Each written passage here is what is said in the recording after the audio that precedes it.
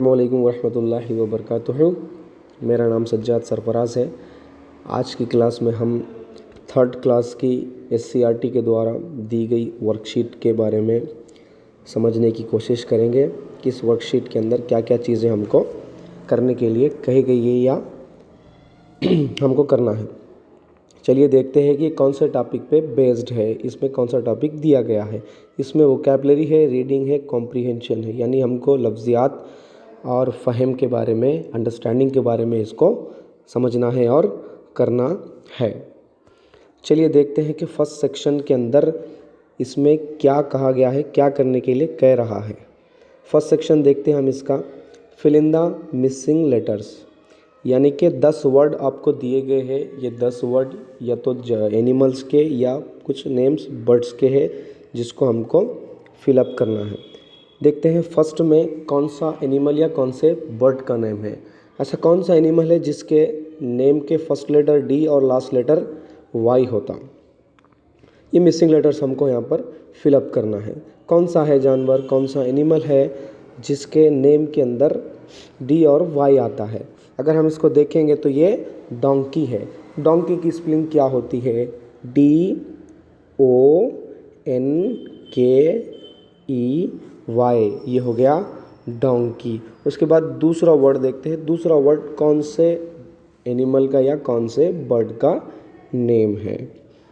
P-RR-T। ये एक बर्ड है जो ग्रीन कलर का होता, जिसको हम रोज़ाना देखते हैं। ये है पैरोट। पैरोट की स्पेलिंग क्या है? PARROT, parrot. उसके बाद तीसरे वर्ड की तरफ चलते हैं कि तीसरा वर्ड कौन सा है। तीसरा वर्ड है FOG।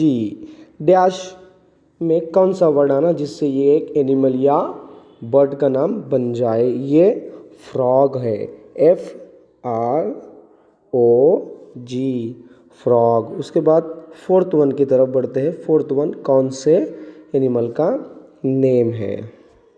फोर्थ वन है Z-B-A। ये वो एनिमल है जिसके बॉडी पर ब्लैक और वाइट पट्टियाँ लगे हुए होते हैं, लाइनिंग्स होते हैं, जिसको हम ज़ेब्रा कहते हैं। क्या कहते हैं? ज़ेब्रा। ज़ेब्रा की स्पेलिंग ZEBRA, ज़ेब्रा। उसके बाद हम बढ़ते हैं फिफ्थ वन की तरफ। फिफ्थ वन का कौन सा एनिमल है?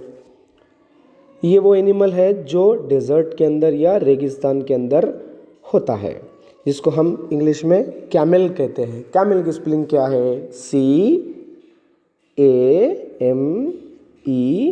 CAMEL, camel.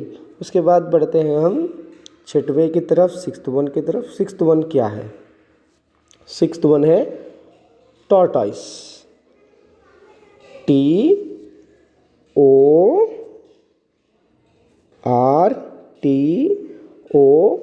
TORTOISE, टॉर्टॉइस वो एनिमल है जो पाउंड के अंदर, पानी के अंदर रहता है। उसके बाद बढ़ते हैं सातवें की तरफ। सातवां कौन सा एनिमल है? सातवां एनिमल कौन सा है? सातवां वो एनिमल है जो फॉरेस्ट के अंदर होता है, जिसको लंबी सूंड पाई जाती है, जिसको हम क्या कहते हैं? एलिफेंट कहते हैं। एलिफेंट की स्पेलिंग क्या होती? ELEPHANT,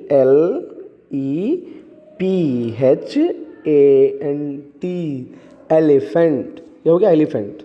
उसके बाद बढ़ते हैं एट्थ नेम की तरफ कि आठवां कौन सा है? एट्थ नंबर वाला कौन सा एनिमल या कौन से बर्ड का नेम है? WL। ये एक बर्ड है, हाँ, जिसको हम इंग्लिश में ऑल कहते हैं। OWL, all. ये एक बर्ड का नेम है। नेक्स्ट बढ़ते हैं नाइन्थ की तरफ। नाइन्थ वन कौन सा है?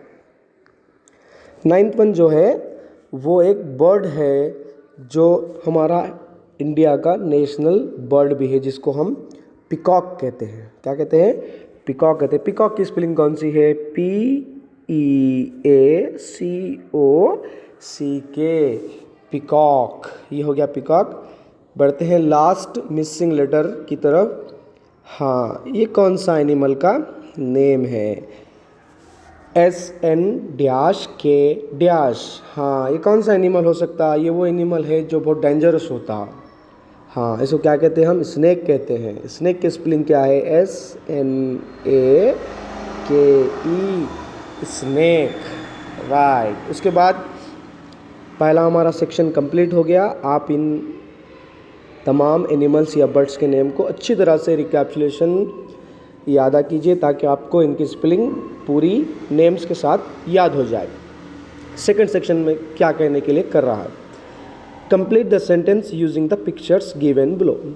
आपको कुछ पिक्चर्स दिया गया है सेंटेंस के लास्ट में। ये पिक्चर्स के नेम आपको उस खाली प्लेस में फिलअप करना है, आपको भरना है। चलिए देखते हैं फर्स्ट वन क्या है। This is a dash. ये कौन सा एनिमल है? अभी थोड़ी देर पहले हम ऊपर लिखे थे कि ये टॉर्टॉइस है, जो पॉन्ड के अंदर, जो तालाबों के अंदर रहता है। टॉर्टॉइस की स्पेलिंग क्या है? TORTOISE।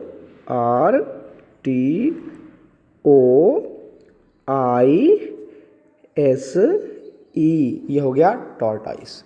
अब दूसरा बर्ड या दूसरा एनिमल जो दिया गया है उसकी फ़ोटो देख के हमको उस डैश के अंदर वहाँ पर फिलअप करना है। That is a dash. ये कौन सी एनिमल की फ़ोटो है? ये लॉयन है जो फॉरेस्ट के अंदर रहता है। इसकी स्पेलिंग क्या है? LION, lion. उसके बाद बढ़ते हैं थर्ड वाले की तरफ। थर्ड वाला कौन सी फ़ोटो है? Dash is the biggest animal. ये जो फ़ोटो दी गई आपको, ये फॉरेस्ट का, जंगल का सबसे बड़ा एनिमल है। इसका नाम क्या है? आप जानते हैं इसका नाम? एलिफेंट। ELEPHANT, elephant. उसके बाद थर्ड वन कौन सा है जिसकी बॉडी पे पैचेस है? हाँ, ये इसको कहते हैं जिराफी। जिराफी की स्पेलिंग क्या है? GIRAFFE।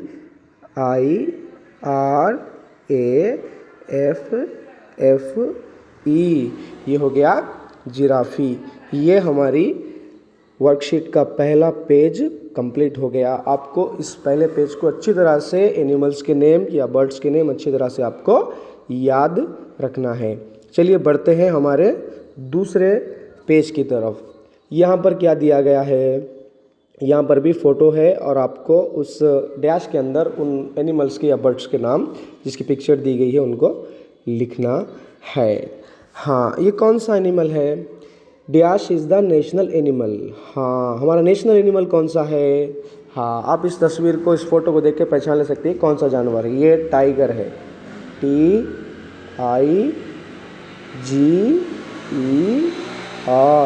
ये हो गया टाइगर। उसके बाद सिक्स्थ वन बढ़ते हैं। डैश इज़ ईटिंग ए बनाना। वो कौन सा एनिमल है जो बनाना बहुत ज़्यादा खाता है, जिसका फेवरेट है? हाँ, मंकी, जिसकी हमको फ़ोटो दिख रही है। मंकी, इसकी स्पेलिंग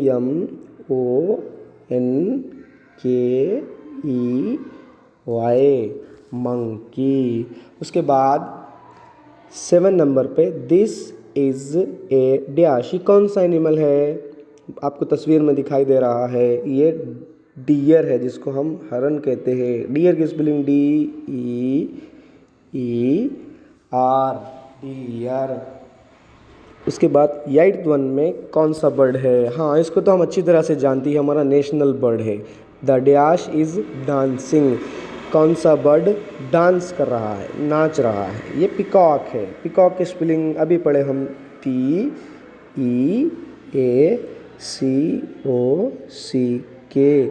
पिकॉक। उसके बाद बढ़ते हैं नेक्स्ट 9th वन की तरफ। The dash is in the cage. Cage के अंदर क्या है? पिंजरे के अंदर कौन सा बर्ड है? ये बर्ड को हम अच्छी तरह से जानते हैं, ये पैरोट है। पैरोट की स्पेलिंग PARROT, पैरोट। हाँ, next 10th one. The dash is walking. हाँ, ये कौन सा एनिमल है? इसको आप देखें कभी? हाँ, ये जंगल के अंदर, फॉरेस्ट के अंदर रहता है। ये बियर है, भालू जिसको बोलते हैं। भालू की स्पेलिंग, बियर की spelling BEAR, the bear is walking. 11th one. The dash is swimming in the water. कौन सा बर्ड या कौन सा एनिमल या कौन सा जानवर पानी के अंदर तैर रहा है। हमको किसकी फ़ोटो दी गई है? डक की दी गई है। डक है वो, DUCK, ये हो गया duck. The duck is swimming in the water. Duck पानी के अंदर तैर रही है। नेक्स्ट लास्ट वन है, the dash is sitting on the tree. कौन सा एनिमल है जो ट्री के ऊपर बैठा हुआ है? इसको हम ऑल कहते हैं, OWL, all. The all is sitting on the tree. हाँ, ये हो गई हमारी पूरी क्लास आज की कंप्लीट हो गई। आप ये पूरी वर्कशीट को, जो पहली एक्टिविटी थी, इसको अच्छी तरह से पढ़िए। मैं उम्मीद करता हूँ कि आप तमाम को ये क्लास हमारी समझ में आई हो।